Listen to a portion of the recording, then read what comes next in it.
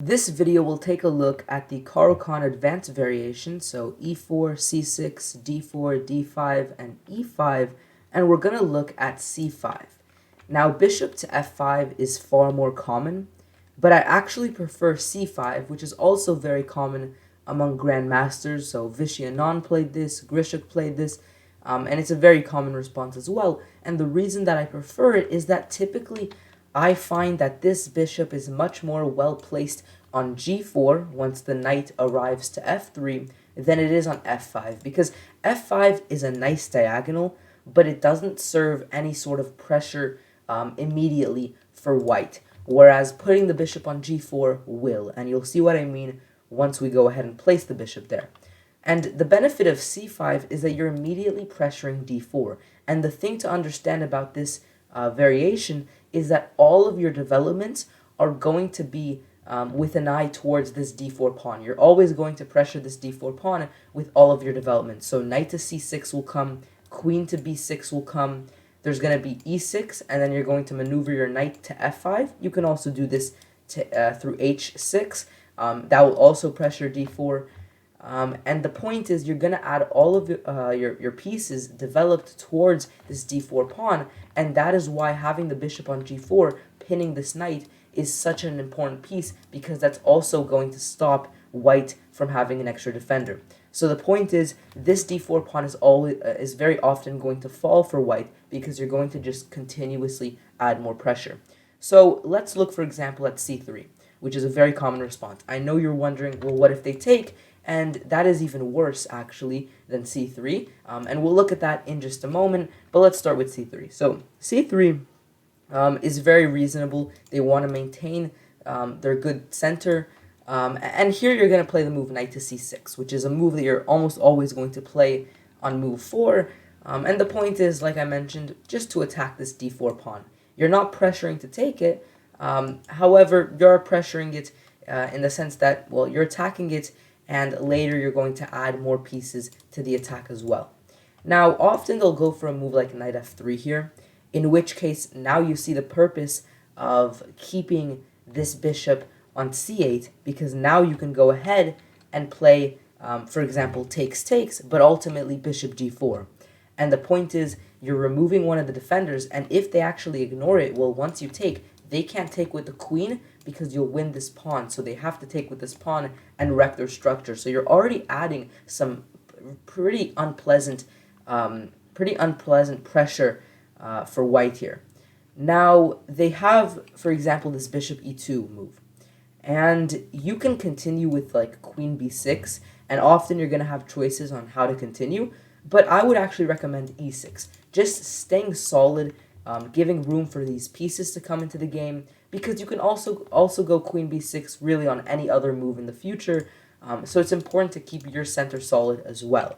So let's say they continue by castling. Now you can go knight g to e7, and the point is you're going to be preparing to go knight to f5.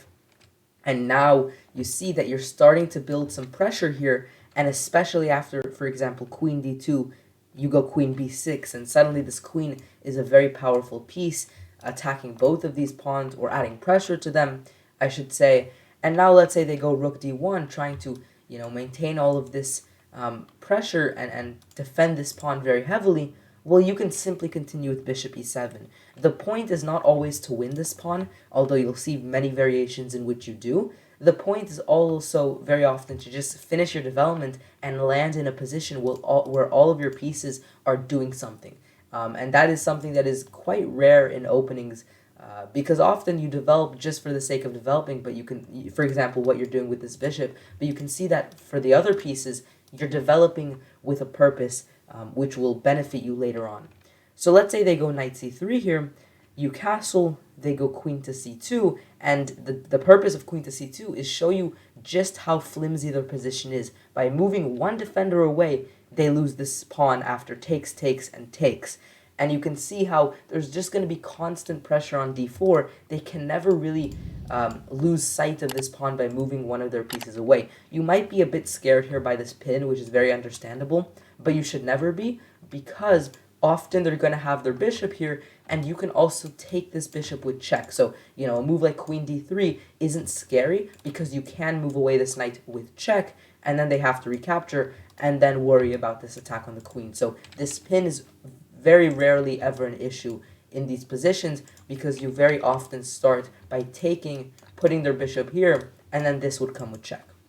And the point here, of course, after these trades is that, you're simply up a pawn, and this is kind of the idea in the Caro Kann. You're going to get these very small advantages, and you're going to push from those advantages into bigger advantages. So, for example, here, you're not going to immediately start pushing this extra pawn. What you're going to do is you're going to prepare it. You're going to go rook to c8, putting the rook on the open file, rook to d8, putting the rook on the file which you want to promote this pawn. You can then go f6 perhaps to connect more pawns so you can push them together. You're very slowly, and of course you can also always pressure this pawn. So you're very slowly and methodically going to carry out an attack or carry out these pawn pushes. You're not just going to rush with it because the point is, while you're doing all these very small moves, your position is getting slightly better each time. And then when you push your pawn, your position is so good that the pawn is going to be able to be supported, and you're going to end up being able to win material,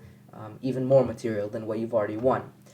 And so this is a typical way that this opening would go. You're going to win this pawn and then continue by putting your rooks on good files and improving your position slowly. However, you might be wondering, well, what if they keep defending the pawn forever? And that is an option. So let's say we go all the way back, let's say even here, what if they go instead and play bishop to e2, for example, in this position? Now, if they go bishop e2, the thing to realize is that they're trying to stop you from developing your bishop to g4. And this is a much more rare move than knight f3, which is much more common and a much more natural, but it actually is a very good move because this bishop is now going to become a little bit awkward because the move I'm recommending is e6, closing off this bishop. Because the point is, if this bishop is not going to be able to pin this knight, you don't want to wait around like this until they develop their knight, because eventually you're going to run out of moves, and it's actually going to hurt you. You want to focus on developing these pieces so your king can get out of the center in a timely manner. You don't want to wait to develop this bishop and then hold on these pieces and your king stays in the center for the next 20 moves. You want to at some point make progress as well with your king. So bishop e2, stopping you from developing this bishop, you just want to go e6. And true, this bishop is not going to become a good piece, but it doesn't mean that you can't go for advantages. So let's say they go knight f3 now, you can go knight to e7 and again going to f5. And now if they go bishop e3, well, one of the things you can also always consider, if there's no chance that you're going to be able to win this pawn, so for example here, this bishop is misplaced, so it's probably going to be very hard for you to go ahead and win this pawn, you can also consider to just take this bishop. And the point is, in the end you say, well, I'm not up a pawn, but I'm up the two bishops. They only have one bishop, so that is another form of an advantage. And now you continue like we did earlier when you were up a pawn, by just continuing very slowly, methodically, building up your rooks, putting them on good squares, and eventually that small advantage is going to pay off when you're going to be able to strike. So really this is an opening based on these small advantages, maybe a pawn, maybe the two bishops, and those small advantages build up into something bigger later on. And, if you don't want to go for this, let's say you're saying this is a strong knight, I still have ideas of this, well, that's perfectly fine. You can go bishop e7 and castle. If you want, you can even go queen b6 and try to attack and put pressure. I mean, there's many options in these openings, but typically the squares that the pieces go to are almost identical each time. The knight comes to c6, this knight very often lands on f5, the queen comes to b6, this bishop either stays here if they play it smart, or if they allow you, you develop the bishop to g4 very early on, and this bishop often, if they capture, then you can of course capture with it, but often it's just going to come to e7, and this is going to be your more passive piece that you have. Now, I'm sure you were wondering very early on, what if after c5 they take? Because it seems a little bit weird. You moved the c-pawn twice in a row, and they can just take it for free. However, the thing to note, these two pawns now become really weak. and they're breaking up their pawn structure. And so either you can play e6 and immediately go for this pawn, or I prefer knight to c6 and immediately go for this pawn. So then if they try to defend it, you can develop this bishop, right? e6 locks up the bishop. I prefer to only lock up the bishop if it's an absolute must, because I can't make any more progress with the pieces here on the queen side. I need to start developing these other pieces. So I prefer to go knight c6 here and target this weak pawn on e5. And again, if they defend it, well, now you can go bishop g4. And it becomes very hard to defend. There's one little thing that I definitely need to mention.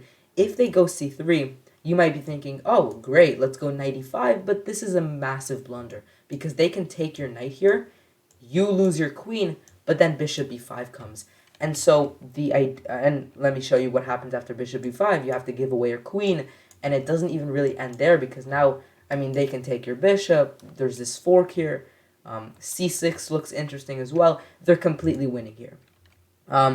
But the kind of reason that this works is that this diagonal is often your biggest weakness, because very early on, you're pushing your c pawn away, making this diagonal open. And so this is a massive weakness, and whenever you move away this knight, you always have to ask yourself, is it possible for them to take advantage of this diagonal with their queen or their bishop somehow? Just always double check that they can't do something sneaky like knight takes here, followed by bishop here. So double check that that diagonal is completely perfect, and then you can take. But here, you can just switch up the order. First take here, and then win a pawn, and later you're going to be able to go e6, pressure this pawn, the rook can come to c8, both of these pawns are weak. You can see how, the fact that this pawn structure is broken up, it very temporarily gives them an extra pawn, but it's incredibly rare that you're not going to be able to win back this pawn. And if they manage to hold on to both of the pawns, they must have created a ton of weaknesses while doing it. And so,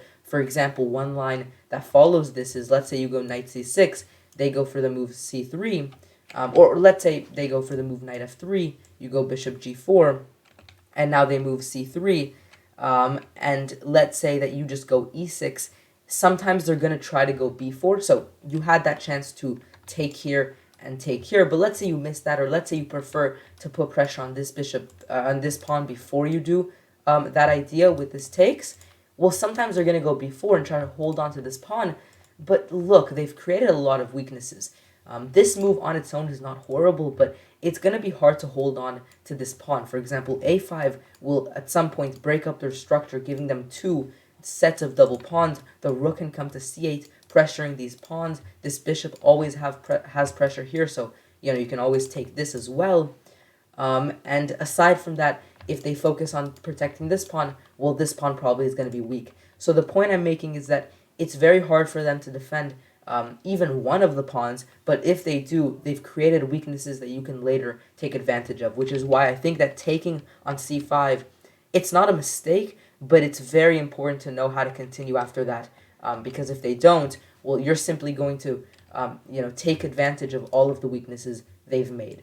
Thank you guys for watching this video. Hopefully you guys enjoyed it. Subscribe if you're new around here. Like this video if you enjoyed it. Let me know down below other openings you'd like to see, and I'll see you guys next time. Peace out.